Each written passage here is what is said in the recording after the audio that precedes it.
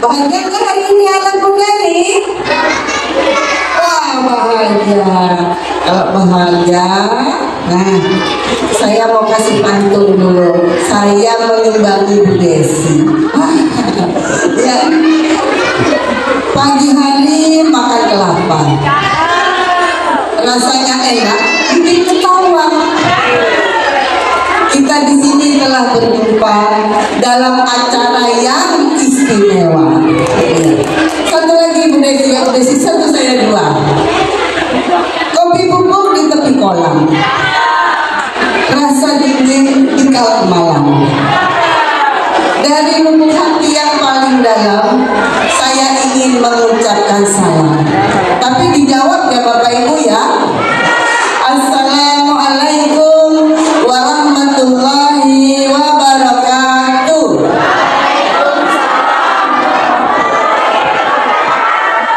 Ya, berarti sudah mulai panas Bu Desi. Sudah ada suaranya. Anak muda yang sudah menari tadi berarti bisa duduk rapi ya. Yang saya hormati pimpinan pondok pesantren Hidayatullah Ihsan atau yang mewakili beserta jajarannya. Yang saya hormati badan pengasuh RA Hidayatullah Ihsan dan Bu Desi ya. Yang saya hormati kepala RA dan kepala TAA beserta seluruh ustazah-ustazahnya yang luar biasa. Yang saya hormati ketua komite beserta jajarannya dan seluruh anggotanya yang sangat-sangat luar biasa juga. Yang saya hormati Humas Polres Pahandut Bapak Budi dan ini anak saya Kak Ebi. Ya, anak-anak Taan dan RA Hidayatullah Ihsan yang mudah-mudahan menjadi kebanggaan kita selalu. Amin. Pada kesempatan ini saya ingin mengajak kita semua yang hadir di sini, marilah sama-sama kita puja dan puji, kita haturkan kepada Allah Subhanahu wa Ta'ala. Karena kita hari ini diberikan kesempatan berkumpul di sini di tempat yang istimewa ini dalam acara yang istimewa. Mudah-mudahan dengan rasa syukur yang kita ucapkan kepada Allah itu akan menambahkan nikmatnya, menambahkan rezekinya bagi kita.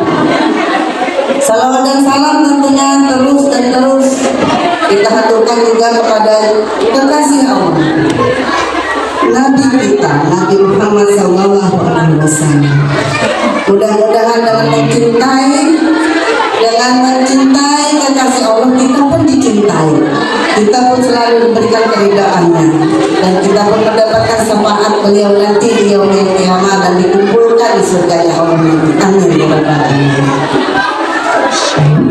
Bapak Ibu, saya dari pertama duduk di situ tidak bosan Bu. Baru ini saya hadir di proposal, saya tidak bosan karena rancangan acaranya luar biasa. Tepuk tangan dulu. Ya, rancangan acaranya luar biasa. Kenapa? Ini bukti bahwa kepala RA dan guru itu memang dia kreatif, penuh inovasi.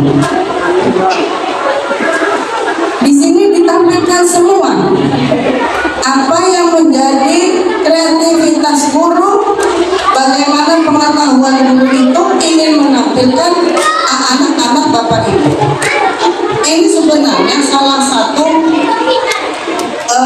inti yang diajarkan di sekolah oleh guru-gurunya, oleh ustazah-ustazahnya,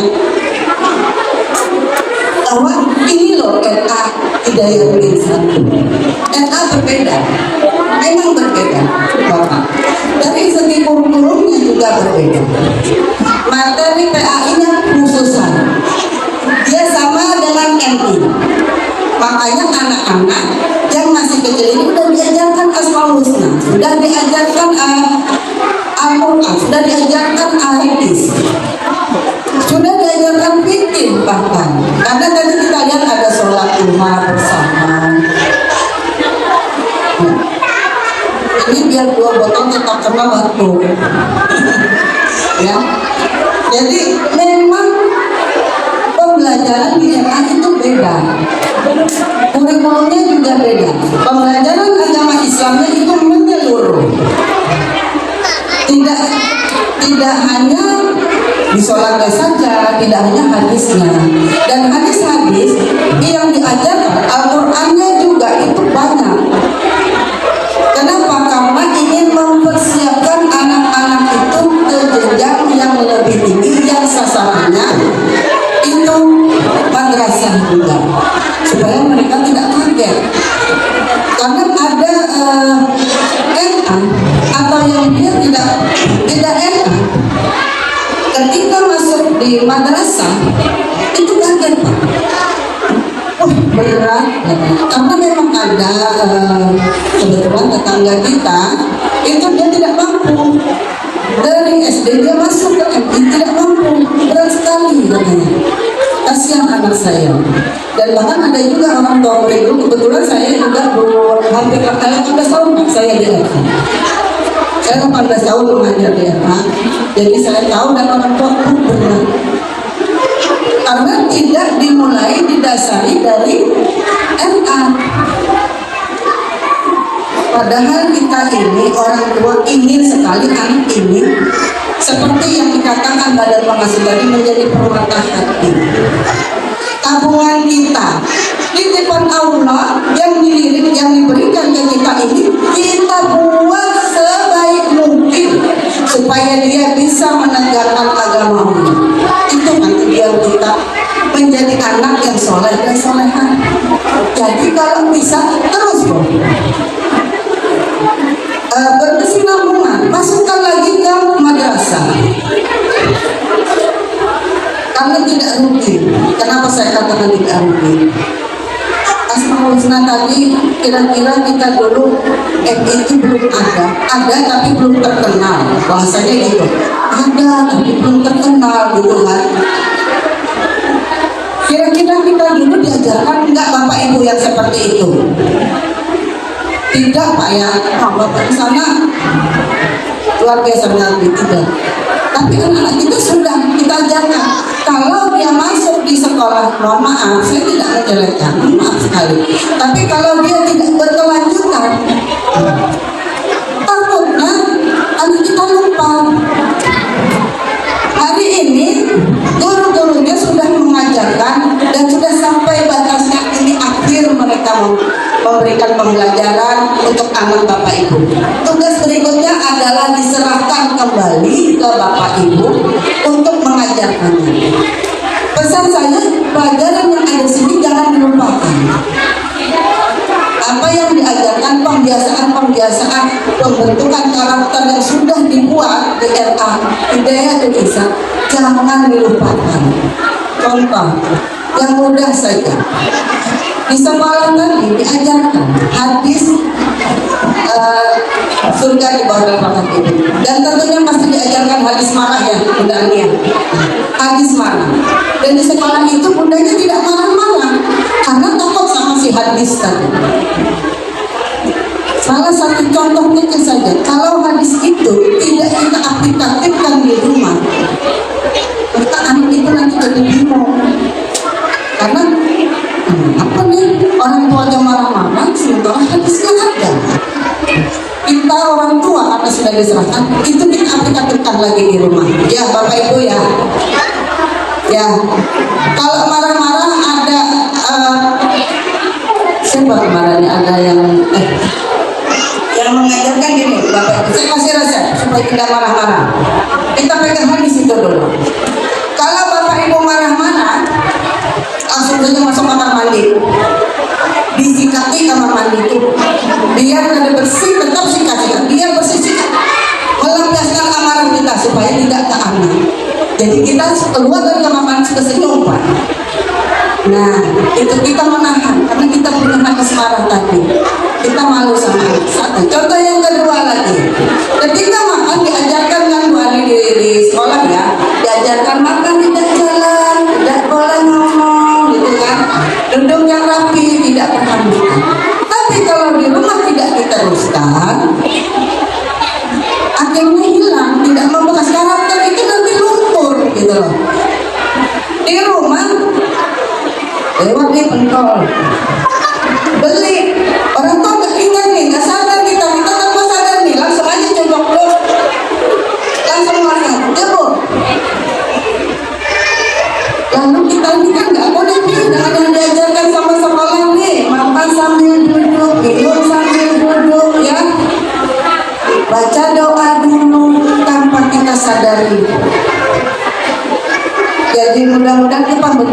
karakter yang sudah ada di sekolah, ayo lanjutkan di rumah.